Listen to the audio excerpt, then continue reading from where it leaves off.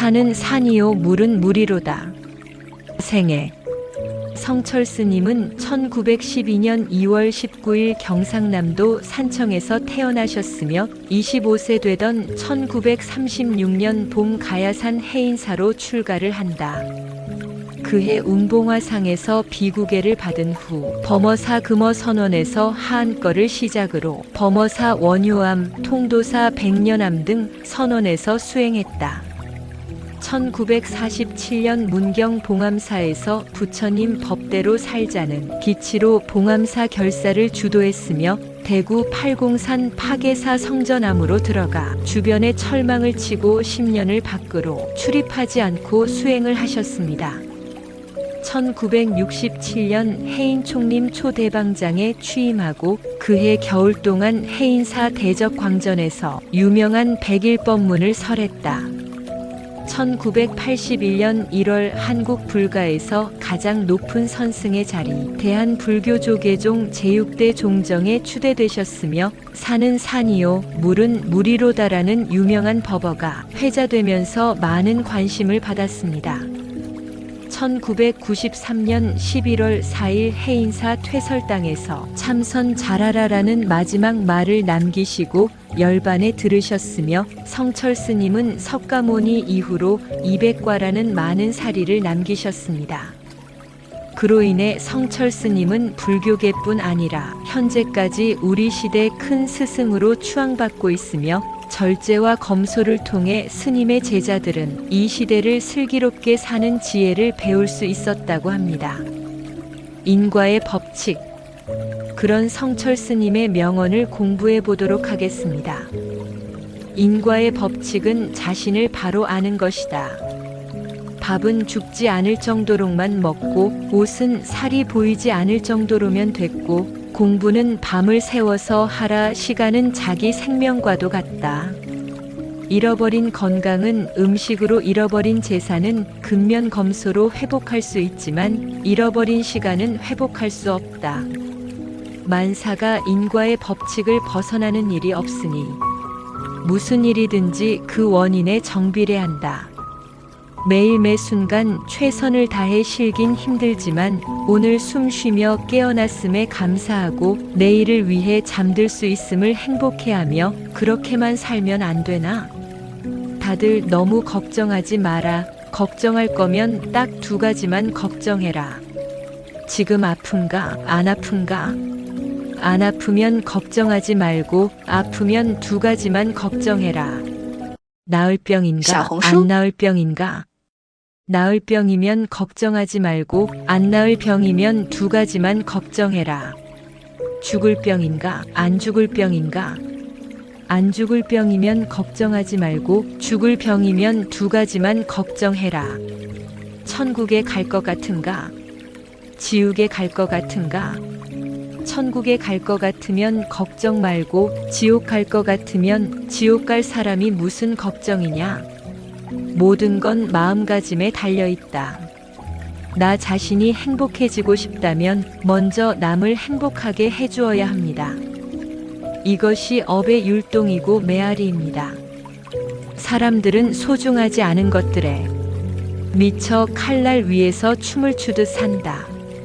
마음의 눈을 바로 뜨고 그 실상을 바로 보면 산은 산이요 물은 물이다. 실행 없는 말은 1000번 만번 해도 소용없다. 참으로 아는 사람은 말이 없는 법이다. 용맹 가운데 가장 큰 용맹은 옳고도 지는 것이고 공부 가운데 가장 큰 공부는 남의 허물을 뒤집어 쓰는 것이다. 베풀어 주겠다는 마음으로 고르면 아무하고도 상관없다. 덕 보겠다는 마음으로 고르면 제일 엉뚱한 사람을 고르게 된다. 산은 산이요 물은 물이로다. 성철 스님의 이런 명언들이 많은 분들에게 큰 울림을 주시고 계시다는 생각이 듭니다. 스님들의 이런 말씀들이 무소유를 기반으로 나오는 말씀들이 많기 때문에 항상 마음속으로 되새기면 큰 힘이 되는 것 같습니다. 시간은 자기 생명과도 같다는 말이 있듯이 나중에 헛되게 쓴 이런 시간들이 아쉬울 수 있을 거라는 생각이 듭니다. 그렇기 때문에 1분 1초를 소중하게 보내기 위해서 자신을 갈고 닦는 게 중요한 것 같습니다. 항상 자신감이 없고 남들과 비교하기, 좋아하는 이런 걸 습관적으로 공부를 한다면 멘탈 관리에 정말 큰 도움이 될 것 같다고 생각합니다. 동기부여가 되는 이런 말씀들을 공부해 보는 게 정말 좋은 것 같습니다. 종정으로 취임할 당시에 남긴 버버가 그 유명한 산은 산이요 물은 물이로다이다. 다만 이 말은 성철의 창작이 아니고 중국 송나라 때 발간된 불교서 5등 회원에 나오는 중국 승려 청원유신 선사가 남긴 말이 원본이다. 그러나 이 법원은 한편으로 1980년 5.18 민주화운동과 10월 27법난이란 큰 사건을 겪은 당시 불교계의 커다란 위기의식을 전혀 반영하지 못한 현실도피라는 비판을 받았다. 마침 당시 종교계에서 비슷한 위치에 있었던 사람이자 종교를 넘어선 친구인 가톨릭의 김수환 추기경이 적극적으로 민주화 운동에 기여한 것과 대비되어서 이로 인해 비판을 받기도 했다. 물론 법정이나 진관, 지선, 효림의 예에서 보듯 불교계에서 민주화 운동에 뛰어든 사례가 아주 없지는 않다. 1987년 부처님 오신 날에 사탄이여 어서 오십시오. 버버 역시 같은 맥락에서 비판을 샀다. 당시 시국 탓에 사탄이라면 전두환을 떠올렸기 때문이다. 사탄과 부처는 모두 허망하다 같은 말을 과연 사람들이 심적으로 받아들일 수 있을까? 도올 김용옥은 이런 점을 들어 성철을 수준 낮다고 비판했다. 다만 이에 대해선 다음과 같은 반론도 있다. 불교의 깨달음은 현실과 타협해선 안 되는 것이다. 종교는 현실과 맞지 않는다고 해서 쉽게 방향을 돌리고 그럴 수 있는 것이 아니다. 그리스도교의 낙태 문제를 생각하면 쉽다. 그렇다고 김용옥이 특별히 정치적인 문제를 걸고 넘어진 것은 아니고 영향을 줄 수 없으면 그건 아무 말도 하지 않은 것과 같다. 고승진울의 도노 점수를 비판하고 그에 맞서서 도노 돈수를 제시하기도 하여 불교 세간의 논란과 파문을 일으키기도 하였지만 당시 일부 고승들은 꽤 도노 돈수를 지지하고 나섰다. 고승이 제시한 것을 후대 승려가 비판하고 새로운 것으로 고치려 하는 것에 불교계 사이에서도 논란이 되기도 하였다. 이 과정에서 한국 조계종의 정체성을 성철이 간화선으로 놓으면서 진울에 져서 수심결을 진울이 간화선을 접하지 않은 초기 저작으로 분류하고 나중에 대해어록을 보고 도노돈수로 선회했다고 주장했는데 정작 수심결 안에 간화선과 관련된 내용들이 등장하여 학술적으로 성철의 주장은 맞지 않다. 또한 생전에 석가모니가 그토록 경계한 근본주의 움직임을 보였으며 심지어 한국 불교의 법맥을 연구하면서 자신이 옹호하는 태고법 통설을 옹호하기 위해 자료의 변조와 왜곡을 가했다는 비판이 있다. 선수행과 학술을 두루 겸비한 승려로서 학술적인 연구와 성과가 많지만 부족한 부분 또한 많다는 게 성철의 오점이다. 참고로 성철이 옹호하던 태고법 통설과 이와 경쟁하던 나홍법 통설은 전부 실제 역사하고는 거리가 멀다는 주장도 있으며 근본적으로는 조선시대 억불 정책 하에서 조선의 불교계가 일반적인 종파 중심이 아닌 불교 문중을 형성해 법을 전하는 문중불교 체계로 가면서 생겨난 혼란이 문제다. 성철은 당대 대선사 만공에게 배웠는데 인가를 못 받았고 셀프 인가에 가깝게 인가를 한 후 만공 경어를 부정했다고 비판하는 사람도 있다. 본인이 설법한 녹음집을 그대로 책으로 옮긴 버버집인 영원한 자유를 보면 초능력에 대해 설명하면서 유리 갤러를 초능력자라 말한다. 이 당시의 사회는 유리 갤러를 마술사가 아닌 초능력자로 믿는 시기였다. 하지만 본인이 수행을 하여 깨우치면 자기 손바닥 위에 보이듯 모든 만물의 이치를 알 수 있다고 주장하는 사람이 이런 것 하나 구별하지 못하는 것을 보면 과연 진정 큰 스님이자 깨우친 자이며 도노돈수가 옳은 것이가에 대해 의문이 들기도 하지만 본인 스스로 자신이 큰 스님으로 세상 만물의 이치를 깨우친 자라고는 말한 적이 없다. 또한 8년간 장좌불화했다고 알려져 있지만 간화선으로 국내에서 상당히 유명한 해국의 증언에 따르면 성철을 만났을 때 어떻게 졸지 않았느냐고 묻자 내가 목석이냐? 안 졸게? 라고 답했다고. 애초에 생리적으로도 그렇게 안 자는 것은 불가능하다. 법정과는 여러 면에서 의견의 차이가 있었다. 1968년 법정이 해인사에 머물 때 성철을 만나기 위해 온 대학생들이 한여름에 땀을 뻘뻘 흘리며 삼천배를 하는 모습을 보고 법정은 예배란 간절함이 우러나와 공손하고 진중해야 하는데 가쁜 숨을 몰아쉬면서 숫자 채우기에 급급한 예배는 아무 소용이 없다며 비판하였다. 법정은 이런 취지의 글을 굴신운동이라는 제목으로 불교신문에 실었다. 굴신운동이란 말 그대로 몸을 굽혔다 폈다 하는 운동이다. 즉 절 횟수 채우기에 급급한 건 그냥 의미도 없이 몸을 움직이는 것뿐이라는 뜻이다. 이를 읽고 분노한 해인사의 젊은 승려들은 법정이 바깥나들이를 간 사이에 법정 방에 있던 물건들을 모두 치워버렸다고 한다. 그 뒤 법정은 두말 없이 해인사를 떠났다. 또한 법정은 성철이 출가자들에게 책을 보지 못하게 하고 오직 참선만 하게 하면서 본인은 추종자들로부터 수많은 책을 보시받아 탐독한 것에 대해서도 비판적이었다. 다만 1982년 새해 첫날 법정은 성철과 대담을 통해 절에 와서 부처님은 안 찾고 나만 찾길래 삼천배를 하랬다.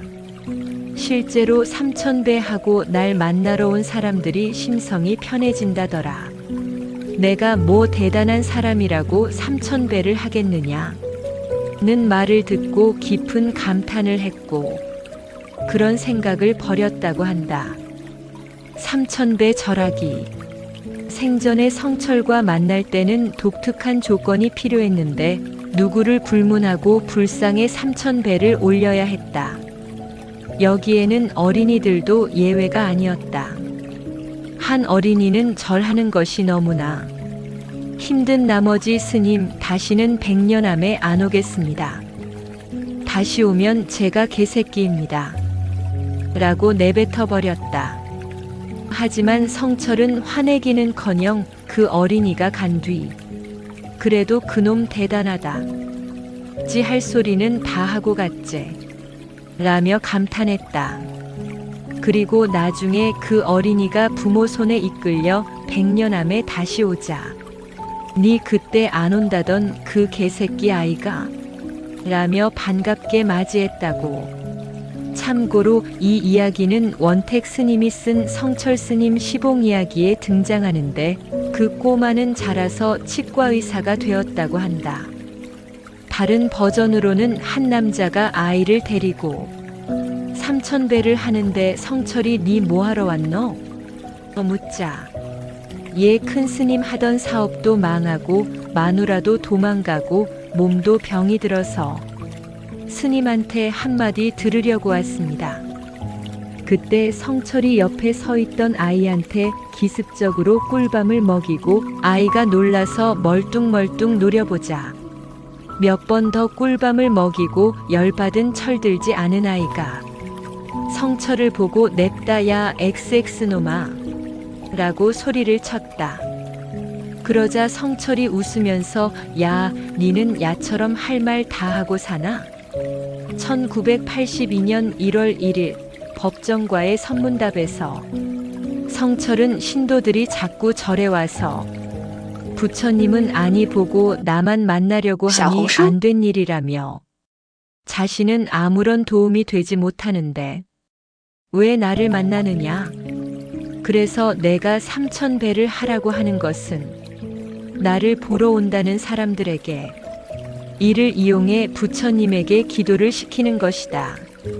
실제로 부처님께 3000배를 하면 심적으로 변화가 오고 도움이 된다.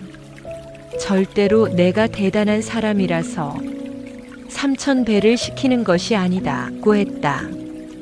간단히 말하면 나를 보러 오는 사람들에게 핑계 삼아 부처에게 3000배를 시킴으로써 그 사람들에게 도움이 되고자 하는 것이지, 도움도 안 되는 나를 보려면 3000배를 하라고 하는 것이 아니라고 했다.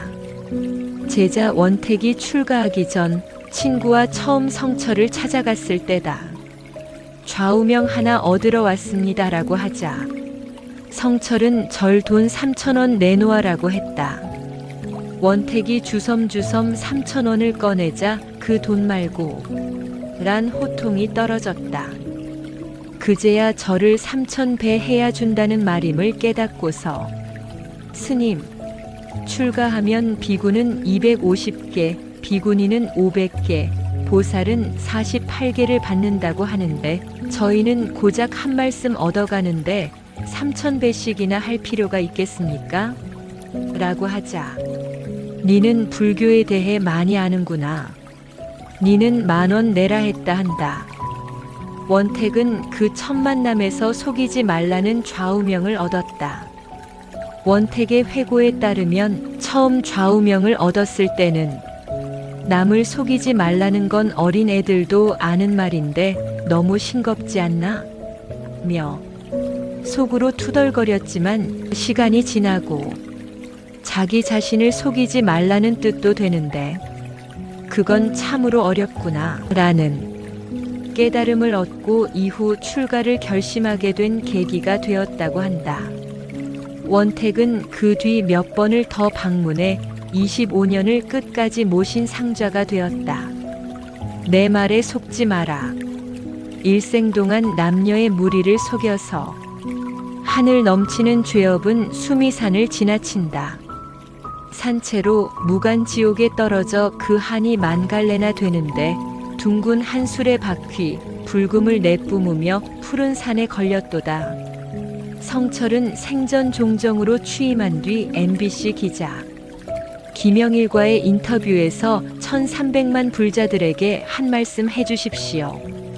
라는 기자의 질문에 대뜸 내 말에 속지 마라는 말을 한 적이 있다.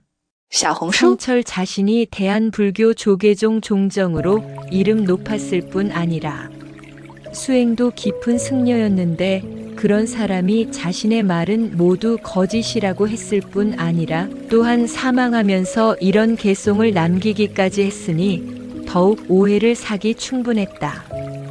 한국 개신교에서는 불교를 공격하면서 을의 성철의 이 말을 가져다 인용하고 있다.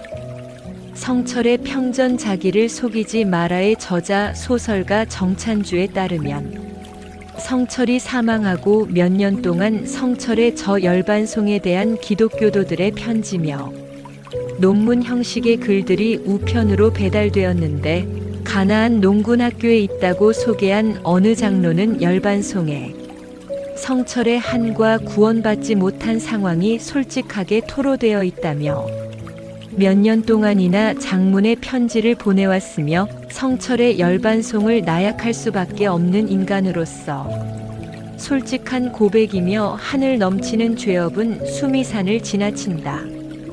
구원받지 못하고 천당에 이르지 못한 성철 자신의 상태를 말한다고 해석했다고 한다. 이후에도 이와 비슷한 해석이 크리스트교 특히 개신교 전도사들 사이에 등장해 거봐라. 불교는 구원이 없다. 죽을 때야 그 사실을 안 성철은 그래서 죽으면서 그동안 제대로 몰라 남을 속인 것을 후회했다면서 성철이 죽기 전에야 자신이 틀렸음을 인정했고, 불교는 거짓이며 크리스트교만이 참종교라고 인정했다는 것이다. 인터넷에서도 꽤 널리 퍼져 있는 이야기다. 우선 선종의 선문답에서는 은유와 반어, 역설이 상당히 많이 사용된다. 따라서 불교에 대한 이해가 부족하거나 아예 없는 경우 해석이 어렵고, 반어법이나 역설법의 특성상 그 문장을 문면 그대로 읽어서는 그 담긴 뜻을 완전히 풀이해냈다고 말할 수도 없다. 애초에 문면에서 성철이 한평생 내가 세상을 속였다는 말이 개신교의 해석처럼 불교가 틀렸고 크리스트교가 옳다, 지금까지 내가 한 수행은 전부 거짓이었다고 인정한 것이라고 귀결시키는 것은 저자의 뜻을 반영하지 못한 성급한 오류라고 할 수 있는데, 이중섭도 나는 세상을 속였다고 했고, 백남준도 예술 그거 다 사기야, 고등 사기라고 했는데 사기꾼이고 거짓말쟁이가 되는 건가? 이미 불교계에서는 이러한 개신교도들의 악의적이고 일방적인 곡해를 경계하고 반박하는 기고를 몇 번이나 냈다.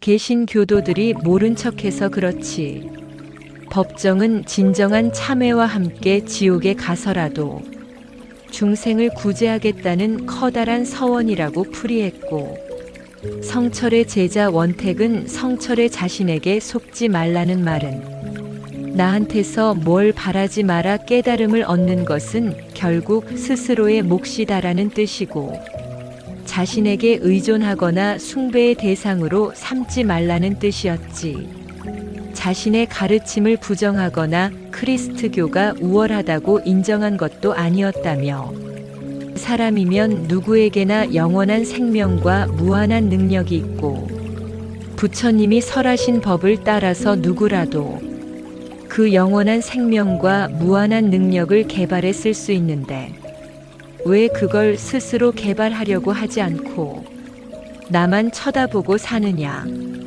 이건 내가 중생들을 속인 꼴이다. 말을 돌려서 말한 것을 저렇게 곡해를 하느냐고 어이없어 했다. 애당초 불교의 창시자 석가모니부터가 사망 직전에 제자 아난에게 자등명 자기애라 하여 스스로를 등불섬로 삼아 의지하라고 하셨고, 다른 무엇을 절대화하지 말라고 했음을 생각해보면 성철의 열반송은 불교적 관점에서 지극히 자연스럽다.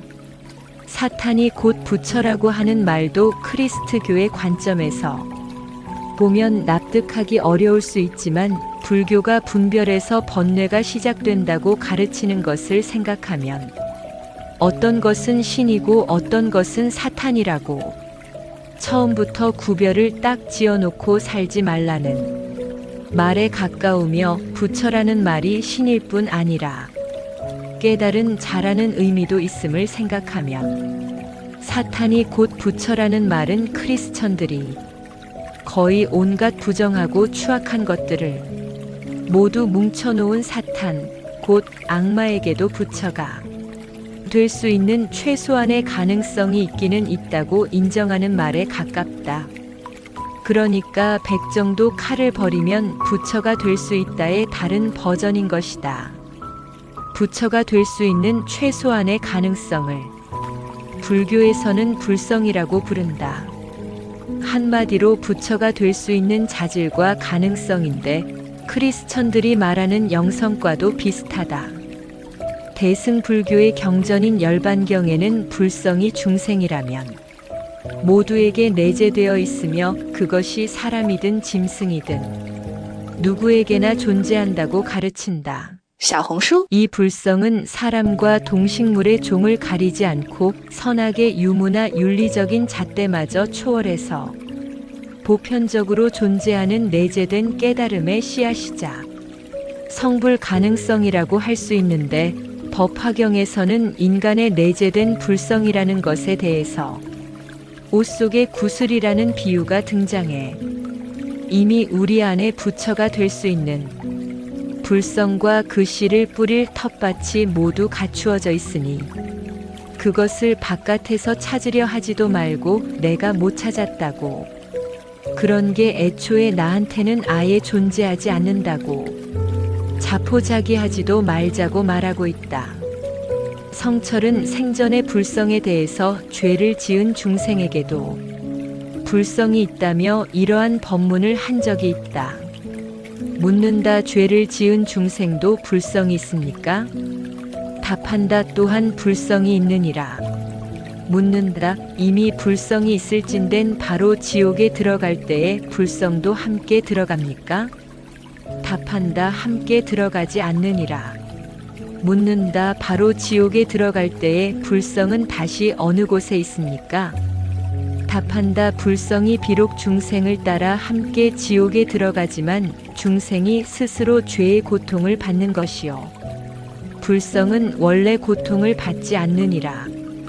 다소 대승불교에 한정된 것이기는 하지만 대승불교에서 인정되는 경전인 법화경에 따르면 석가모니 부처는 자신의 교단을 분열시키고 석가모니 자신을 죽이려다 산채로 지옥에 떨어졌던 사촌 동생 데바다타에 대해서도 데바다타는 내 전생의 스승 아사타 선인이었고 전생의 나인 당시 국왕이 그에게서 가르침을 얻어서 깨달음을 이룰 수 있었다.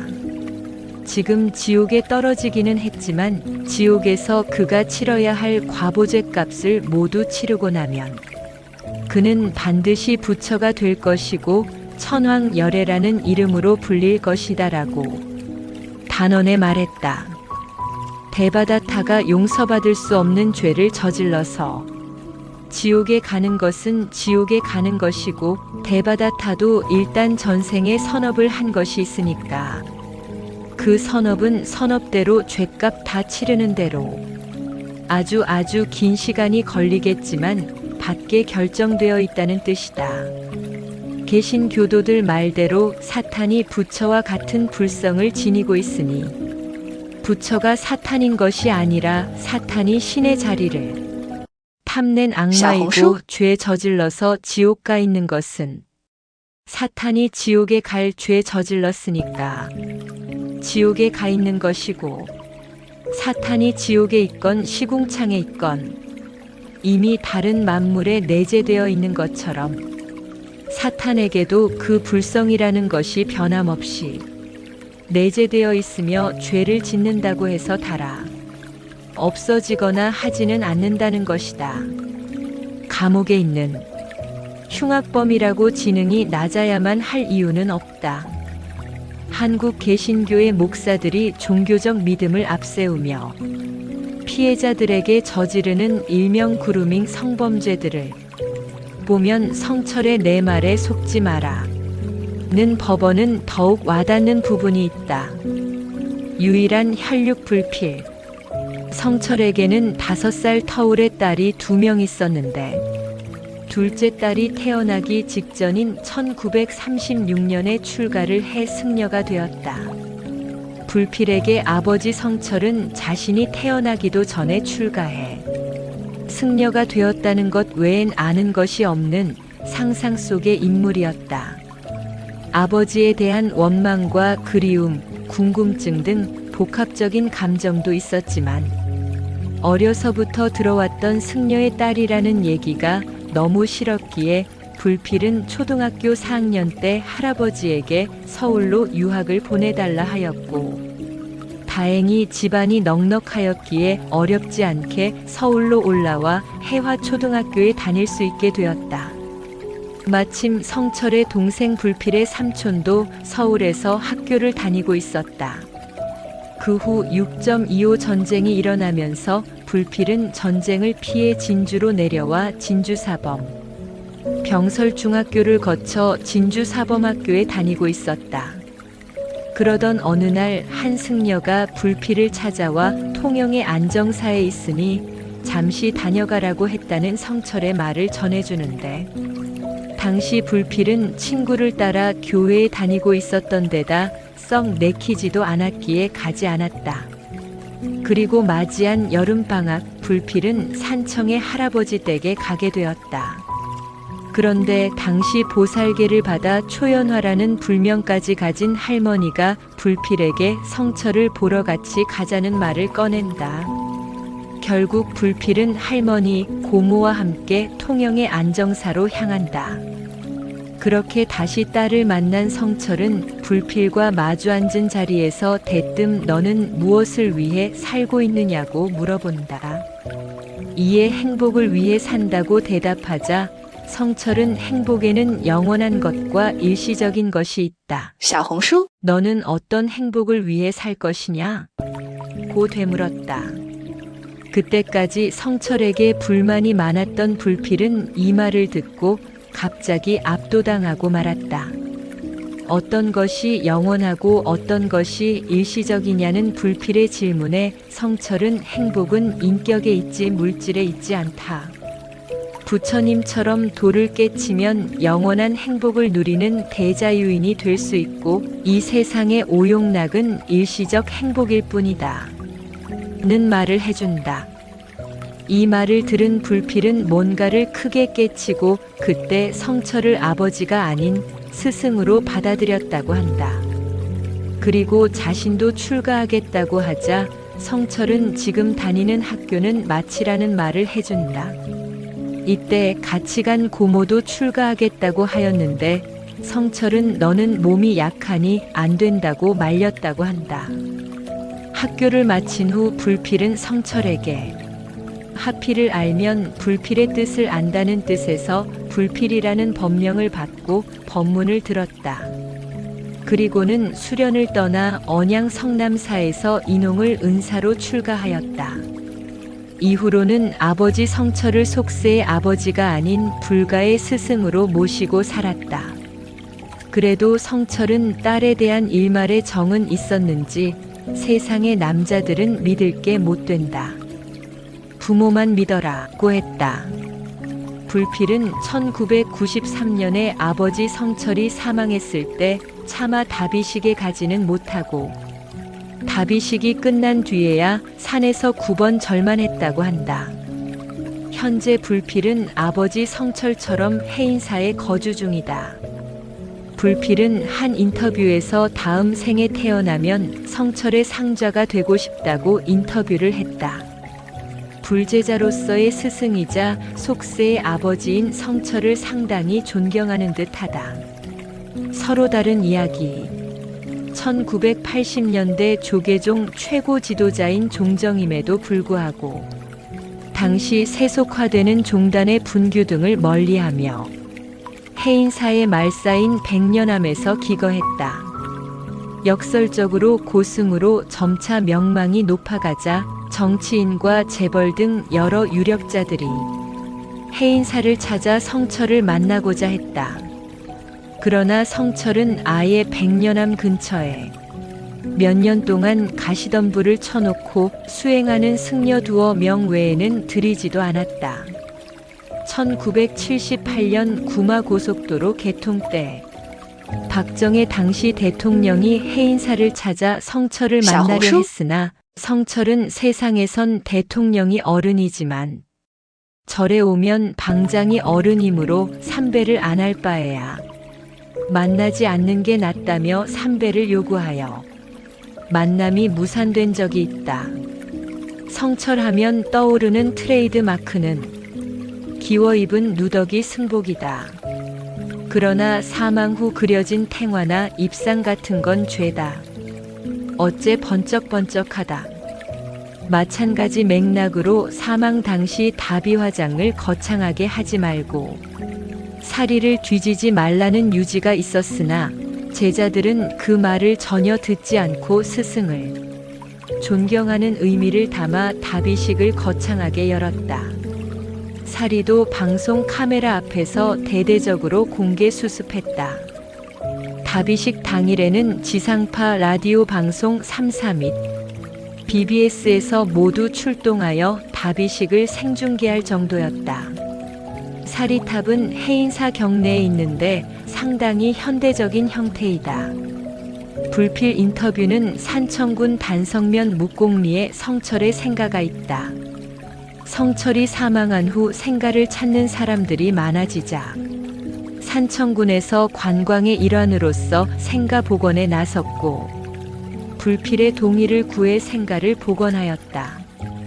다만 불필은 생가만 덜렁 있는 건 의미가 없으니 관리도 할 겸 사찰이 같이 있어야 한다 했고, 그래서 불사를 일으켜 겁에사란 이름에 사찰이 2001년 3월 건립되었다.